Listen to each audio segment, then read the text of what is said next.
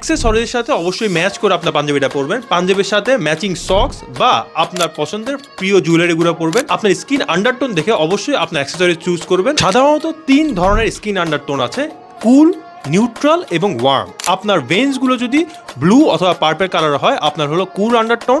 আপনার যদি গ্রিনিশ টাইপের ভেইনস হয় তাহলে আপনার ওয়ার্ম আন্ডারটোন, এবং দুইটার যদি কম্বিনেশন থাকে এটা হলো আপনার নিউট্রাল আন্ডারটোন। যদি আপনার স্কিন ওয়ার্ম আন্ডারটোনের দিকে বেশি যায় তাহলে আপনি গোল্ডেন অ্যাক্সেসরিজ পরতে পারেন আমার মতো। যদি কুল আন্ডারটোনের দিকে বেশি যায় তাহলে আপনি সিলভার অ্যাক্সেসরিজ পরতে পারেন। দেখেন আমি কিভাবে করে আমার পাঞ্জাবির সব অ্যাক্সেসরিজগুলো গোল্ডেন কালারের একটা শেড রেখেছি, এবং এটার যেই কালারটা আছে এটা আমি ম্যাচিং রেখেছি আমার পাঞ্জাবির সাথে।